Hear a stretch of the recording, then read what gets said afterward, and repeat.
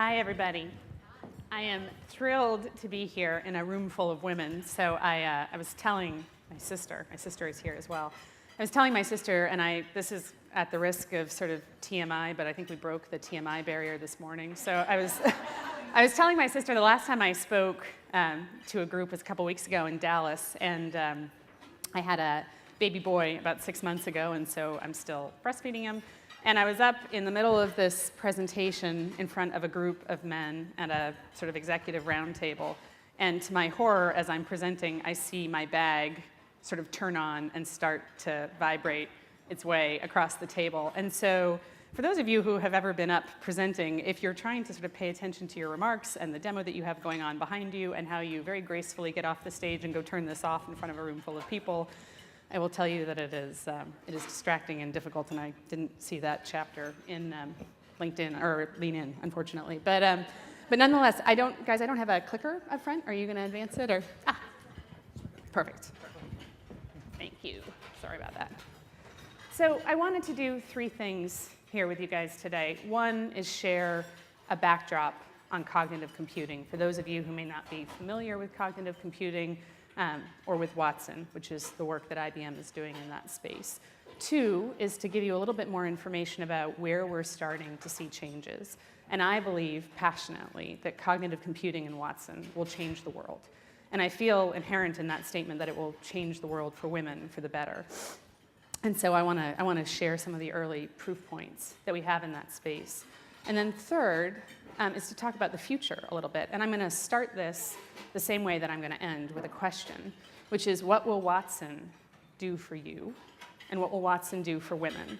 And to give you some context, I'm going to run a video here, but I'd ask you to think about that as we speak, because I'd like to come back to that subject at the end of this discussion. And I'd invite you over the remainder of this conference, and even once we've left and all gone home, to share your thoughts with me and the broader Watson team and IBM community about what Watson can do to help change the world. Technology has helped us go further, go faster, go to the moon, solve problems previous generations couldn't imagine. But can technology think? Watson can. IBM Watson is a technology unlike any that's come before, because rather than force humans to think like a computer, Watson interacts with humans on human terms. Watson can read and understand natural language, like the tweets, texts, articles, studies, and reports that make up as much as 80% of the data in the world. A simple internet search can't do that. When asked a question, Watson generates a hypothesis and comes up with both a response and a level of confidence. And then Watson shows you the steps it took to get to that response. In a way, Watson is reasoning. You don't program Watson, you work with Watson. And through your interactions with it, it learns, just like we do. Every experience you give it makes it smarter and faster. But in addition to learning, Watson can also teach. A new generation of doctors are helping Watson learn the language of medicine. In turn, Watson is helping teach doctors by providing possible treatment options. Watson is learning the language of finance to help investment advisors recommend the best way to plan for retirement. The IBM Watson Engagement Advisor can react to a caller's questions and help operators find the right answers faster.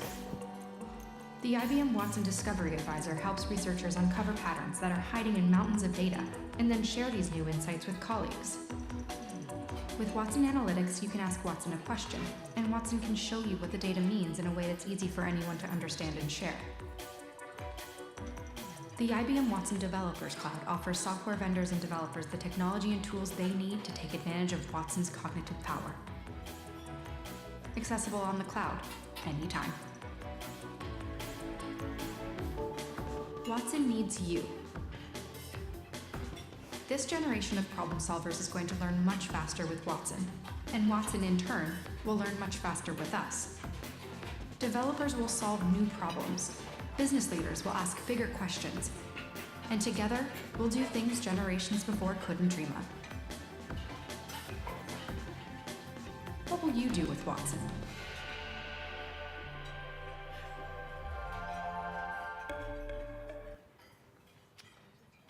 So I think everybody in this room can probably relate to the reality of working and living in an incredibly complex environment. And while this may sound like a profound statement of the obvious, being an expert is critical to navigating through that complexity.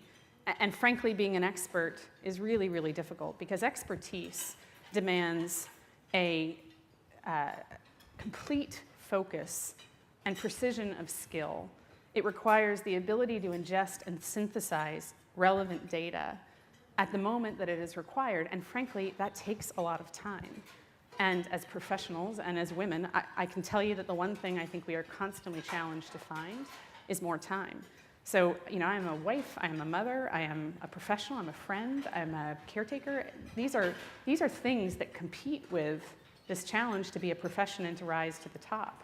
And so one of the things that we think is really powerful about Watson and what it can help you do is this notion of scaling expertise and enabling access to information that is critical to that development of expertise at the right time and in the right circumstance. And so I want to spend a moment talking about this because I think it is one of the most powerful concepts that we spend time internally talking about. And I spend most of my time evaluating technologies that will take us into the next generation of cognitive computing. And we'll talk a little bit more about what that means in a second. But this pattern that we see is not one where machines become the dominant force in an industry. It is not the machine will take over. It is the machine and the woman, or the machine and the man will interact to do better, to solve more complicated problems. And so if you look at some of the work that we've started to do already, I think you see this pattern repeated a number of different times, whether it's in medicine, so bringing the best care to a broader population, whether it's in education, bringing access to the world's most talented professors, whether it's in commerce, bringing you the experience of interacting with the very best sales rep within an organization. So there's this powerful notion of how do I identify relevant expertise and then match that at scale to a population of people. I think all of this is enabled and made more difficult, frankly, by the prevalence of big data. So we're all in technology. I won't spend any time talking about big data, what it is or why it's important. But I'll share this with you. So I've been in technology for 11 years. I came to IBM right out of university. My background was engineering. And at that time, I was based in Boston. We were just rolling out, and this is not a statement about kind of when we roll out technology, generally enterprises were rolling out BlackBerries to everybody. I was in sales at the time. Facebook was just making, I lived, as I said, in Boston, so Facebook was just making the leap off campus on the other side of the river and sort of finding its way into the social interactions of the lives of my friends around, or the lives of the people around me. Twitter didn't exist yet. iPhones weren't available. So you sort of think about this fundamental shift that has happened in just over 10 years and how extraordinarily it has changed the way we interact, both personally and professionally. You think about the platform that it has created for content, and so it comes as no surprise then that 80% of the information that gets generated today is unstructured content. And so when I use that term, all I mean is it's text, it's wikis, it's blogs, it's photos, it's videos. It's things that we as technologists have not yet developed, and I emphasize yet, have not yet developed, or I'd like to believe prior to the advent of Watson, developed sort of really effective means to go and more deeply understand. And so this I think, is a major shift. I'm going to stop this for a second. Actually, I'll let it roll through, and then I can talk about a piece of work that we've done with Memorial Sloan Kettering. One of America's first cancer centers, and our mission is to care for people, but also, as part of the process, always looking to find a better way to do things. But the massive amount of data that we collect is difficult for any one person to analyze. So having the information and the wisdom at your fingertips is going to basically make every doctor the most experienced doctor in the world for taking care of that particular problem. The partnership between Memorial Sloan Kettering and IBM Watson is really at the forefront of our ability to deliver evidence-based medicine through analytic approaches to understanding cancer as a disease. What our role is that we are MSK Watson's teacher. And just like we would teach a trainee in medical oncology or surgical oncology, we're teaching the MSK Watson system. One of the ways that IBM Watson won Jeopardy was that it was fed in a lot of prior Jeopardy questions and answers, and it learned the correct way to answer those. In essence, MSK Watson does the same thing, but the information we're feeding into it is how Memorial Sloan Kettering doctors have treated Memorial Sloan Kettering patients. Watson's capability to analyze huge volumes of data and reduce it down to critical decision points is absolutely essential to improve on our ability to deliver effective therapies and to actually disseminate that information to the world. It has access to research. It's taught by specialists. It's also taught by the experience of the patients treated at specialty centers like ours. Watson learns from those cases and gives you a list of choices really chosen for you, which is something we've never had access to before. I think this is beyond an evolutionary step. I think this is a revolutionary step. This has the potential of totally changing the way we conduct medicine. We need to get our best to other doctors so that patients everywhere can take benefit from that. Will allow us to design treatment programs and also ways to follow patients that avoid over-testing and to more effectively use a treatment to personalize their therapy. I'd like to say that there's two parts of any medical problem. There's the biology and there's everything else. What Watson's going to be able to give us is the everything else part, and that's going to make a total comprehensive package that's going to improve results worldwide.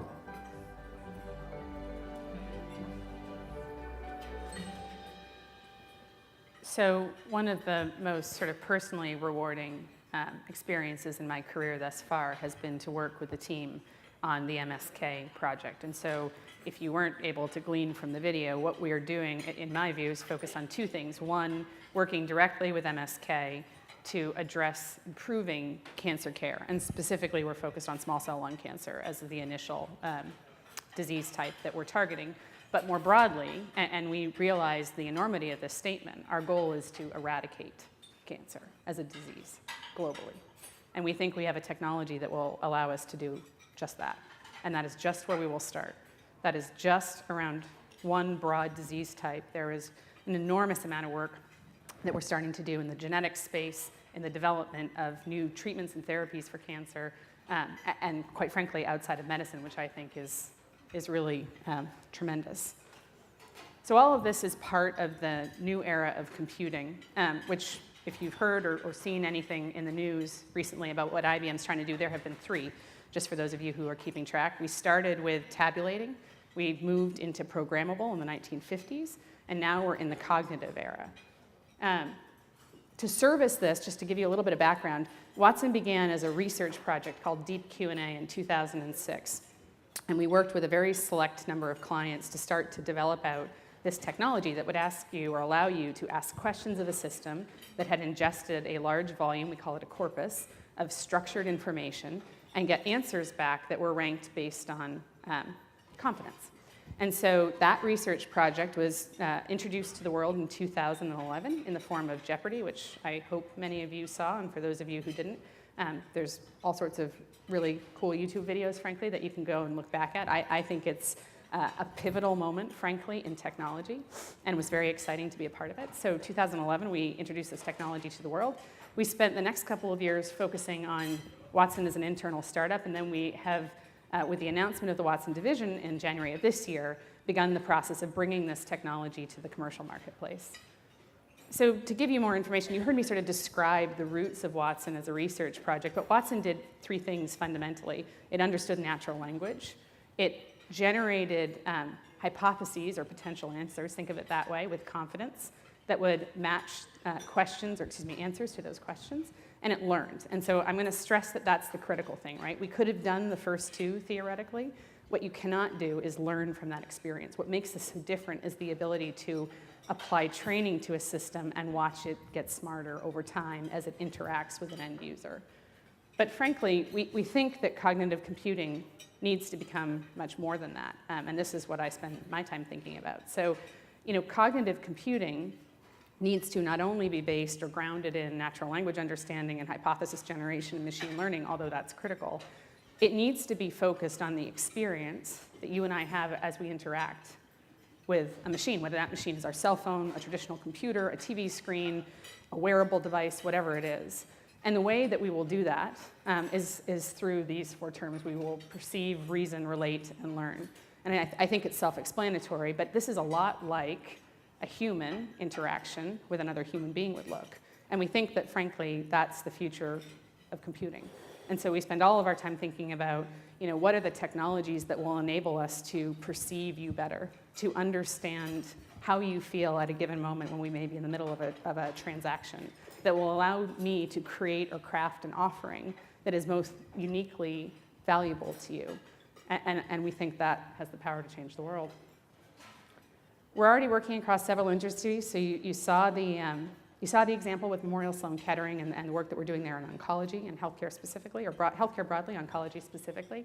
But that was just the beginning, right? So clearly, huge value to society and the world as we're working to address that issue. But we were inundated, frankly, with clients who wanted to understand how Watson could be applied to their specific industry. And from there, it was clients, but it was also potential business partners, it was universities, and I'll talk more about that in a second. And so we've started to develop out scenarios, and in some cases commercial products, that are aimed at each of these industries. The thing I think, quite frankly, one of the most interesting things that we're doing is what we call the Watson ecosystem. And so as you talk about a technology that will touch the lives of people all over the world, and I don't mean touching thousands of lives or tens of thousands or even hundreds of thousands of lives. I mean touching millions of lives or billions of lives. You think about what is the ecosystem that you need to develop. And we believe strongly that it will consist of academic partners, it will consist of business partners, it will consist of our clients. And so we have been investing heavily to attract partners into that space. And we are providing them with cognitive technologies, cognitive capabilities, so that they can go and build cognitive applications, so that you can go and build cognitive applications that are specific to your industry or your business process or your business problem. And so I wanted to leave some time here for questions about Watson, specifically what we're doing, and also to hear any insights that you might have to share about the question that I asked at the beginning and that I'll ask now at the end. But if you imagine what Watson can do for you, and you imagine what Watson can do for women, where can we take this? What are your ideas? How can we be helpful? Both in the lives of the women. I was saying to somebody earlier, we were talking about this notion of talent. And so we believe that at IBM generally, and in Watson specifically, that talent is critical, right? We talk a lot, all the time, about the talent gap, right? The skills, the critical skills that we will need to go and actively recruit to continue to grow our business within IBM. And that is going to mean that we reach out into new pockets of talent, that we think about how we develop the talent we already have in-house in a different way, in a meaningful way that keeps them involved, and that includes women. So I'm very interested. I have a team in New York that focuses on doing this with millennial talent in particularly. I work actively with Sandy and the other leaders in IBM who are very focused on developing female talent and retaining female talent within IBM. But I would love your insights as to what we could continue to do with you or for you. And so feel free to come up, and I'll be here through tomorrow afternoon, or you can always reach out to me afterwards. So with that, I'll open it up to Q&A, if there is any. And if not, I will let you guys get back to your lunch. Here you go.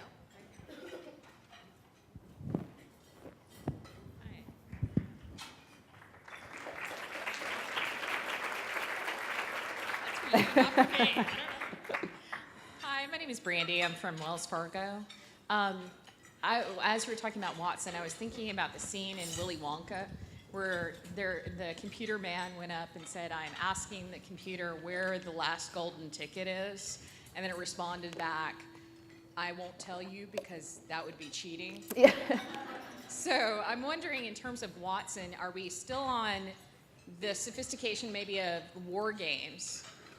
Or are we going more towards the animation of a sense of humor? Because you talk about natural language and you have someone interfacing, so you still have a human interface between a computer and the information. So how sophisticated is Watson at this point? Do we have a sense of humor? Do we have the human? Yeah, sure. So Watson started, if you go back to the Jeopardy system, it was a textual input. So the Jeopardy question actually had to be immediately transcribed into text, which Watson ingested. And our response was text-based again and then translated to speech. So that's where we were in 2011. I actually toyed with the idea of running a demo that we built out in our lab back in Austin that takes us to kind of the next stage. And so what we're able to do now is interpret voice, right? So we can walk into the lab and cue Watson with, I can cue Watson with, in this case, my voice. He or she, we have there's a long debate about whether Watson is a man or a woman, but none, which we won't get into here. So anyway, so I can cue Watson, I can talk to Watson, he can understand or she can understand what I'm asking, can respond using natural language. We have started to integrate technology, so with the announcement of the new unit, we do two things that I think are interesting. We pulled in a set of technologies from other parts of IBM that were highly complementary on both the structured and unstructured data side. So one of the things that we think is important is it's not just the questions you will ask around unstructured information, it's all information. I don't differentiate when I ask you a question, I just want to know what the answer is. And so it's important that we start to build out that ability to remediate and reason across multiple information sources, including more traditional ones. So we have done that. We are actively working on technology that will allow you to understand the user more innately based on the word choices they use. So there is lots of really interesting research around linguistic patterns. And linguistic patterns, the choice of language specifically, is a very good indication of an end user's personality and preferences.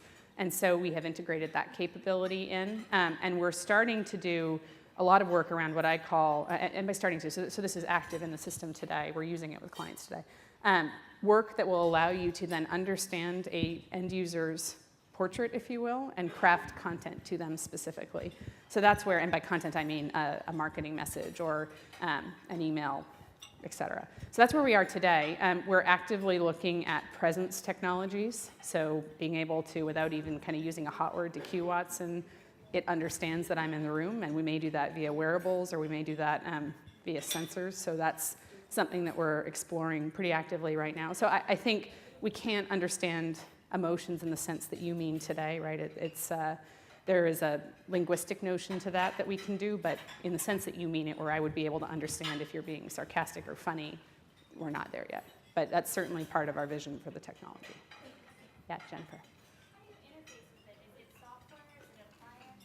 So it's delivered as a service over the cloud, so I have it. In fact, I actually joked that if you were going to ask questions about Watson, we have a technology we call Watson on Watson, which we're releasing to IBM, and it's actually Watson itself over a mobile phone, and you can ask it questions about what Watson does. So we've ingested a corpus of marketing and technology information, technical information, and we're rolling that out to IBMers at the moment. So, but the interface is whatever device you happen to be operating on. And then either speech or text or whatever's most appropriate. Sure. Wait for the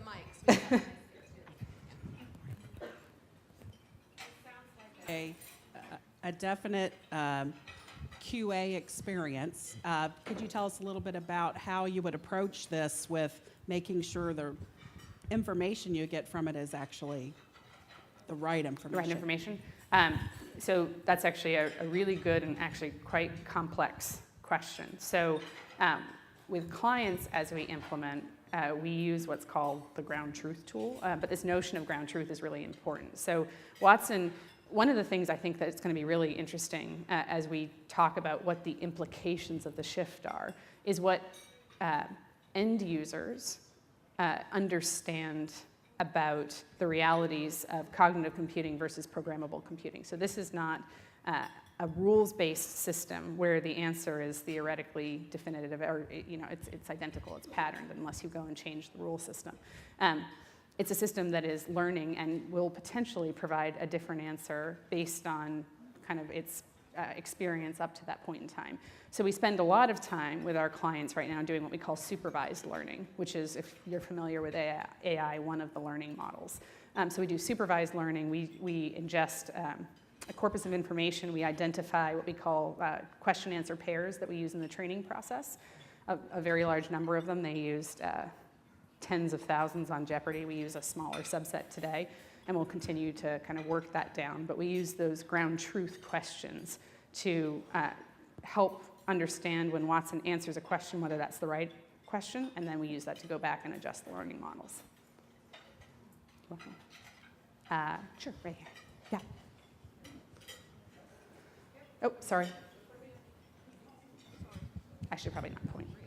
You mentioned linguistics, and I have a very good friend of mine who's getting her PhD in linguistics at UCLA.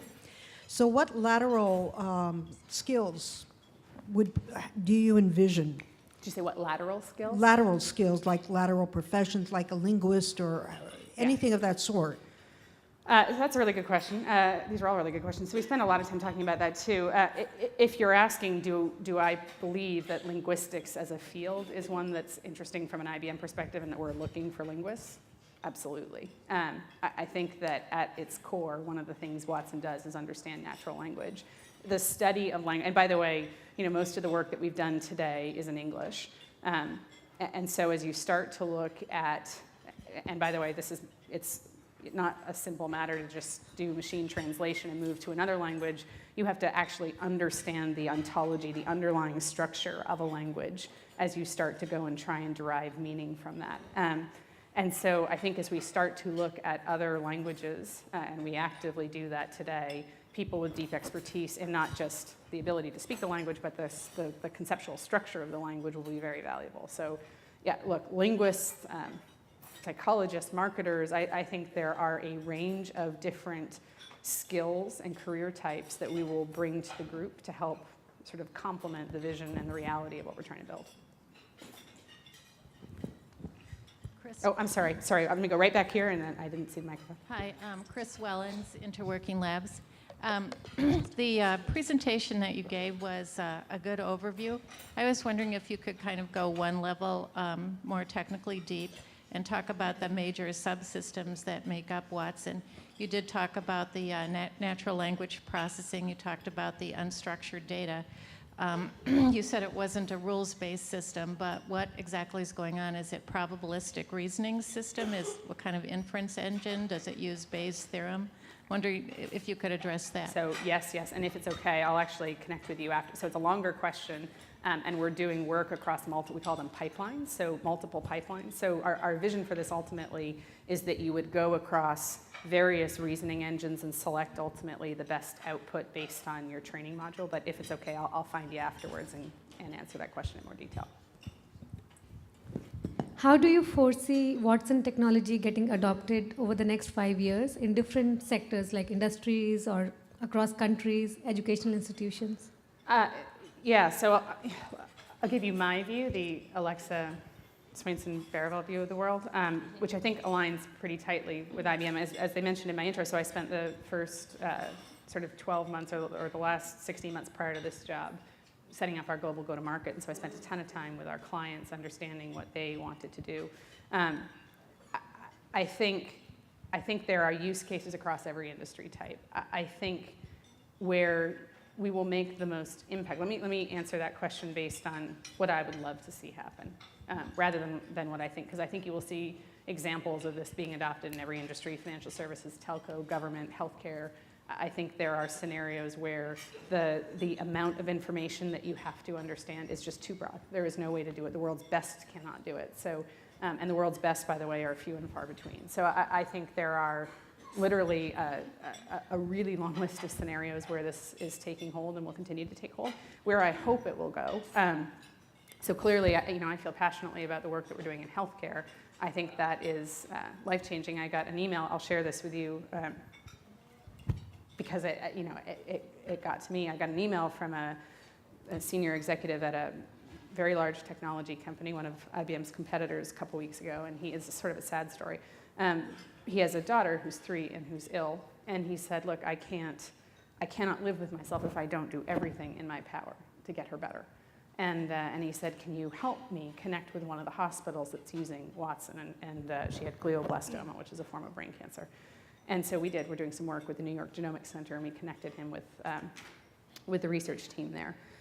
But I was thinking about it. I'm a new mom. I have a 6-month-old, and if something happened to him, I was sort of thinking about what would my reaction be, what would I do? And I think if you had sort of mapped back in time 3 or 4 years ago, you would have said, well, I would take him or her, your child, whomever, to the best doctor I can find, to the best hospital and the best doctors.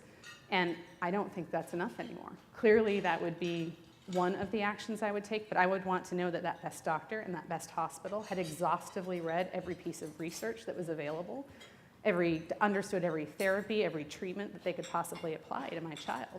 And so you think about that to me was sort of one of these moments where that's indicative of where this is going. And then, so, you know, clearly on an emotional level, I think that's very powerful, but on a personal level, I would love to see us kind of continue to do more in education. I think that's the other critically impactful space.